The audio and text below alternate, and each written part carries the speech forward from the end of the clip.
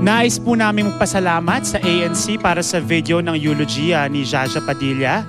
Samantala mga kapuso, sa karamihan ng mga pelikula ni Dolphy, si Vandolph po ang nagsilbi ng kanyang kasamahan at kabatuhan ng punchlines. At sa aming interview kay Vandolph, silipin po natin ang mga masasaya at madamdaming eksena na nagpapatatag sa pagsasamahan ng iconic father and son tandem ng Philippine cinema. Ang buhay ng the late comedy king Dolphy ay parang isang pelikula. Bawat yugto nito, markado ng masasaya at malulungkot na alaala. At kung siya ang bida, isa raw sa may tuturing na best sidekick niya ay ang kanyang anak na si Vandolph. Did you ever feel na ikaw ang favorite na anak ng daddy mo? I never wanted to feel that. Kaya lang nasasabi sigurong favorite ako dahil ako na yung naging batokan niya eh.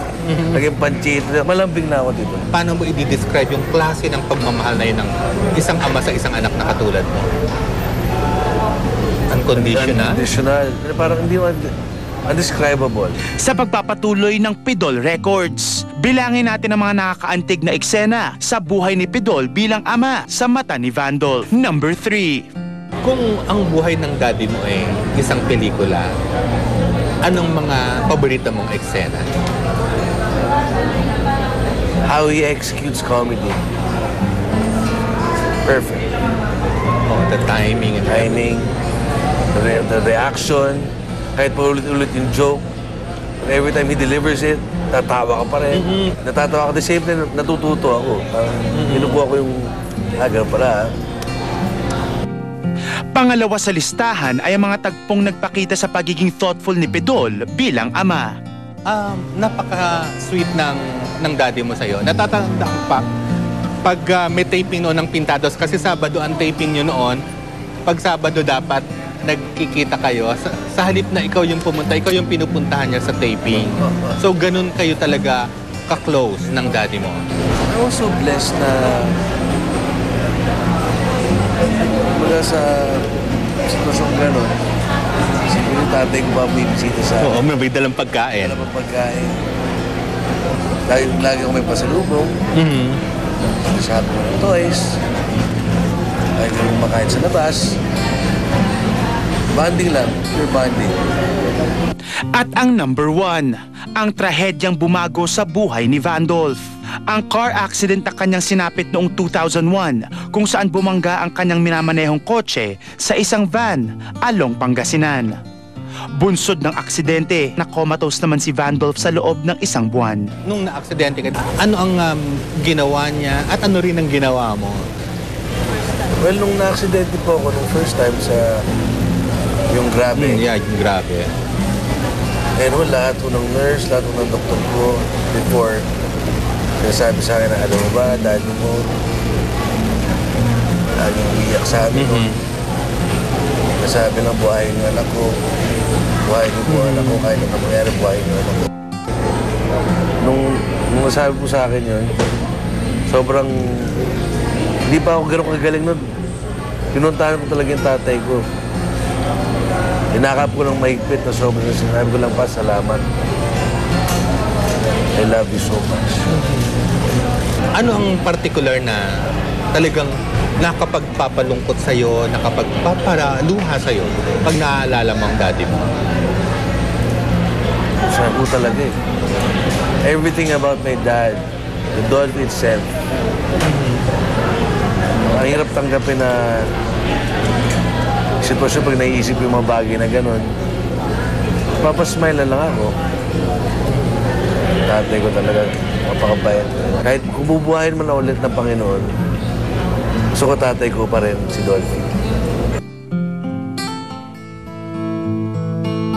Isa sa mga bagay na kapansin-pansin this week ay ang muling pagbubuklod ng pamilya Quezon.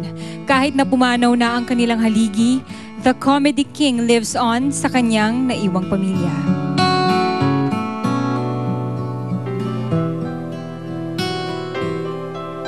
Kung may isang bagay na siguradong ikinatutuwa ngayon ni Comedy King Dolphy, ito ay ang pagkakaisa ng kanyang 18 anak. It was a good time because it was like bonus time with our father. And it's something that I will never forget in my whole life.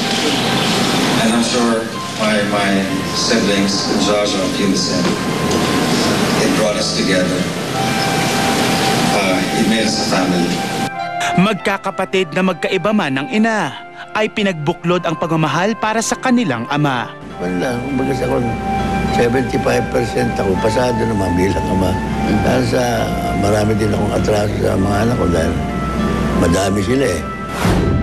6 ang naging anak ni Dolphy kay Engracia Grace Dominguez na nakarelasyon niya noong nag-uumpisa pa lang siya sa entablado. Si Manny Boy ang pinakapanganay sa lahat. Palagi yung sinasabi sa akin na pag wala ako, ikaw ang tatay nila. Sabi ko, Dad, pangako yun sa'yo. Lagi ko mamahalin unconditionally. Ang unang anak na babae na si Sally. Si Dolphy Jr. na minsang nalulong sa bisyo at nakulong, ngunit isang pastor na ngayon. Yung nangyari kay Junior, makulong siya. Yan ang pinakamahihirap, no? Nagpapasalamat. Una sa Panginoon, siya ang binigay na daddy sa amin. Mabait. Mabait talaga. Mabait. Sa kanya lahat, mapagmahal. Masikaso. Tsaka maganda sa kanya yung iba-iba man ang mother namin. Iba siya magpalaki. Kung ano man naging kasalanan namin sa iyo lahat magkakapatid, sabi ko, patawarin mo sana kami. Kung ano man kahihiyan, nadulot namin, sabi ko, patawarin mo kami, sabi ko sa kanya. Si Freddy, ang anak ng Comedy King na pumanaw noong 2005. Ano po yung maituturing niyo, Tito Dolphy, na pinakamahirap ninyong pinagdaanan as a father? Marami. Kung sa mahirap, marami. Yung pinakamahirap, yung mamatayan ka ng anak. Si Edgar at ang dating heartthrob na si Rolly Quizon. Nagkaroon naman ng 4 na anak ang Comedy King sa dating aktres na si Gloria Smith, ang US-based na si Marikit, Carlos, Dino, at Edwin.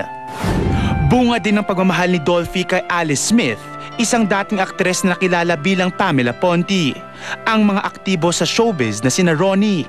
I never thought na he's a bad father, pero he's the best person I ever saw in this world. Yung inisip niya may tampo ako sa kanya. The way I saw it, siguro naisip niya meron siyang kasalanan sa akin na dinamdam ko. Isang bagay na kayang-kaya kong gawin, readily, is patawarin ng tatay ko. Nothing I can give would match what he did for me. Eric. Dad, I'm really gonna miss you. I just wanna say I love you very much. Madonna at Jeffrey. Kasi ang pinakamalaking achievement ng tatay ko, and you can see it in his eyes, pag may achievement yung mga anak niya.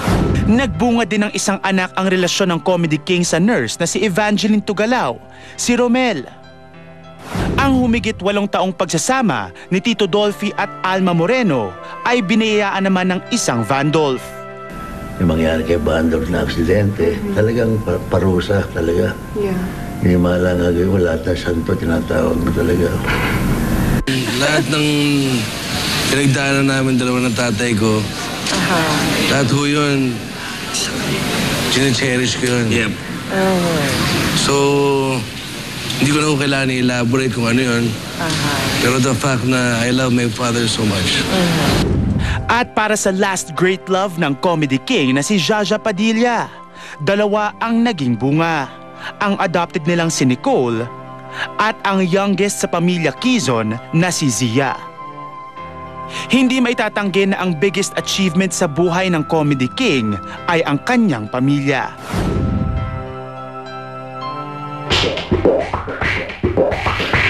Ang pagtitinda ng singkamas, mani at butong pakwan sa loob ng sinehan ang unang exposure ni Tito Dolphy sa showbiz. Edad 13 lang noon, masaya si Mang Pidol sa racket niya. Kumikita na, libre pa siyang nakakanood ng pelikula. New Pond's Age Miracle.